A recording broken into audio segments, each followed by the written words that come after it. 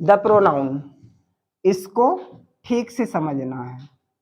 The pronoun, ठीक, सर्वनाम, इसको हिंदी में बोलेंगे सर्वनाम। सर्वनाम प्रोनाउन क्या शब्द है? प्रोनाउन एक वह शब्द होता है जो किसी संज्ञा शब्द के स्थान पर प्रयोग किया जाता है। संज्ञा के स्थान पर जो भी शब्द प्रयोग किया जाएगा उसे क्या बोलेंगे? सर्वनाम। इंग्लिश में बोलते हैं pronoun. Pronoun is a word which is used in place of a noun. Definition इसकी देख लो क्या लिखी गई है। A pronoun is a word used in place of a noun. Means सर्वनाम वे शब्द होते हैं जो किसी संज्ञा के स्थान पर प्रयोग किए जाते हैं। याद रहेगा, रटना नहीं है, समझना है। A pronoun is a word used in place of a noun. अब नाउन के प्रोनाउन के प्रकार जान लेते हैं। प्रोनाउन के प्रकार को सही से आपको लर्न कर लेना है। प्रोनाउन के प्रकार अलग अलग गाइड में अलग अलग प्रकार दिए जाते हैं। कहीं 8 मिल जाएंगे, कहीं 9 मिल जाएंगे, कहीं 10 मिल जाएंगे, लेकिन real there are 9 types of pronoun. Number 1 personal pronoun.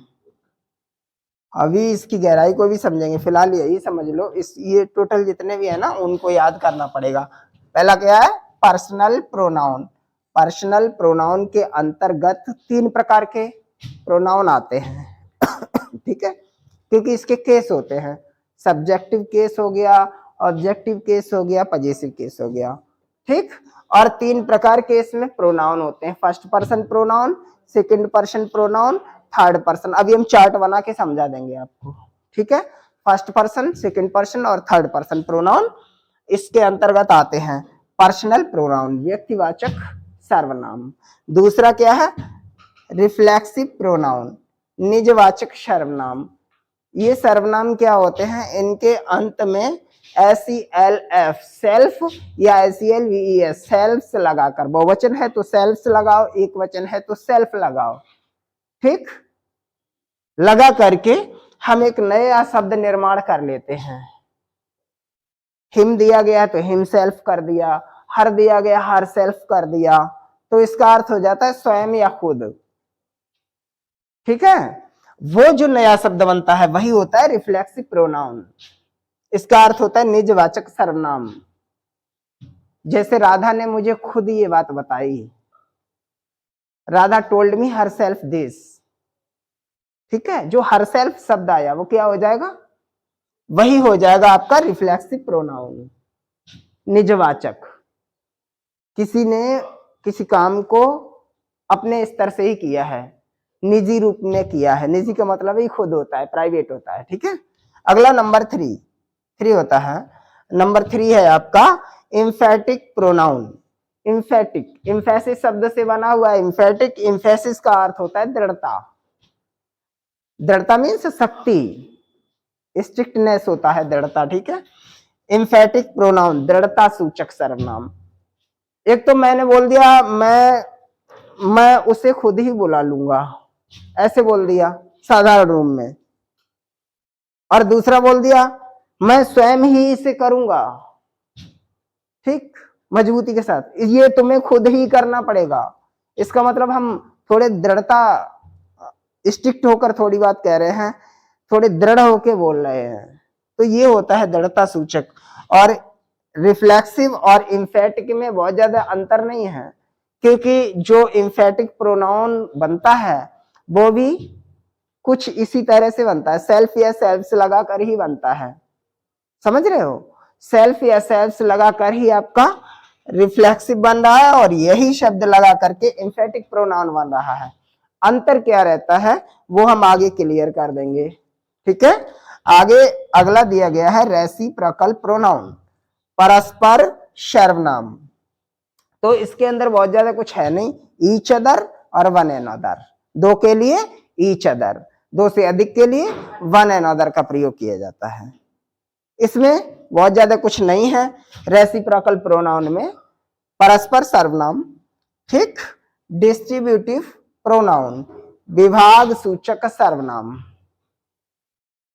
विभाग सूचक डिस्ट्रीब्यूटिव। ठीक, तो इसमें भी बहुत ज्यादा नहीं है, 3-4 शब्द आपको याद करने पड़ेंगे। अभी जब हम ये एक एक करके लिखाएंगे तो क्लियर हो जाएगा सब कुछ। ठीक, इसके बाद आता है इंट्रोगेटिव प्रोनाउन। इंट्रोगेटिव से तो ऑलरेडी आप बहुत पहले से परिचित है। इंट्रोगेटिव मीन्स होता है प्रश्नवाचक या प्रश्न सूचक, और प्रोनाउन सर्वनाम। ठीक, तो जितने भी क्वेश्चन वर्ड होते हैं जिनसे वाक्य इंट्रोगेटिव हो जाता है, वो सारे शब्द अगर वाक्य के प्रारंभ में आ रहे हैं, उसके बाद वर्ब आ रही है, हेल्पिंग वर्ब या वर्ब आ रही है, तो वो आपका इंट्रोगेटिव प्रोनाउन होगा। और गिने चुने 11 ही शब्द हैं। प्रश्नवाचक शब्द टोटल कितने हैं? एक कम 1 दर्जन। ठीक है, 11 हैं। रिलेटिव प्रोनाउन, संबंधवाचक सर्वनाम। बोलो। हाँ, तो ये जो इंट्रोगेटिव शब्द होते हैं वो जब कंजक्शन का काम कर देते हैं तो वो अक्सर रिलेटिव प्रोनाउन, कुछ ही शब्द हैं जो रिलेटिव प्रोनाउन, सारे नहीं, कुछ शब्द रिलेटिव प्रोनाउन बनते हैं। Demonstrative pronoun, this that this those, गिने चुने ये भी हैं। ठीक है, संकेतवाचक संकेत सूचक। और इंडेफिनिट प्रोनाउन, अनिश्चित सर्वनाम, जहां क्लियर नहीं होता है नाउन की गिनती, वहां हो जाता है अनिश्चित सर्वनाम। जैसे बोल दिया सम, जैसे बोल दिया होल, फ्यू, लिटिल, ये सब इंडेफिनिट प्रोनाउन के अंतर्गत आते हैं। अब इनको हम एक एक करके समझते हैं। ठीक है, एक एक करके समझ लेते हैं।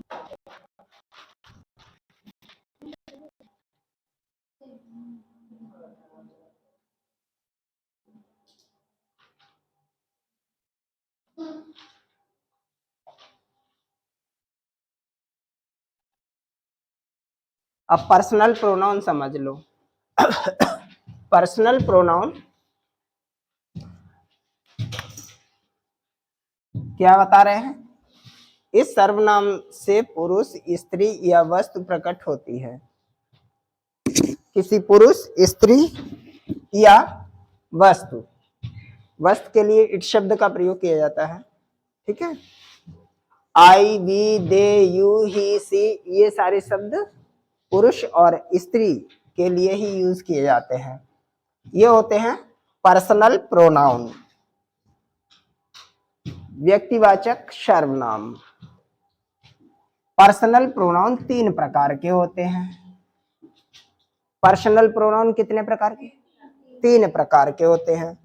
First person, second person, third person. ठीक है, थर्ड पर्सन 3 प्रकार हो गए, देख रहे हो आप? First person, second person, third person. एकदम इजी चीज है।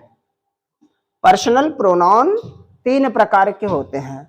First person pronoun, second person pronoun, third person pronoun.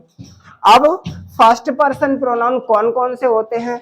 तो आई और बी, आई और बी दोनों ही फर्स्ट पर्सन प्रोनाउन होते हैं। संस्कृत में उत्तम पुरुष इनको बोल देते हैं, इंग्लिश में फर्स्ट पर्सन प्रोनाउन होते हैं। आई का ऑब्जेक्टिव केस मी होता है। आई का जो फर्स्ट पर्सन प्रोनाउन आई है उसका ऑब्जेक्टिव केस मी होता है, पजेसिव केस माई और माइन होता है।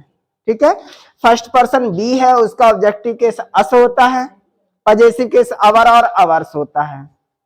याद रखोगे। सेकंड पर्सन की अगर बात करें तो सेकंड पर्सन में सिर्फ यू होता है, यू मीन्स तुम। और इसका यू का ऑब्जेक्टिव केस यू ही रहता है, और इसका पजेसिव केस योर या योर्स रहता है।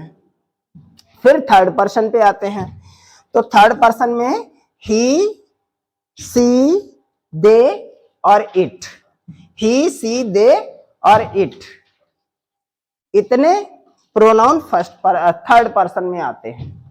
ही पुरुषवाचक होता है, पुरुषों के लिए यूज किया जाता है। हिम उसका पजेसिव केस होता है, और हिज उसका हिम उसका ऑब्जेक्टिव केस होता है, और हिज पजेसिव केस होता है।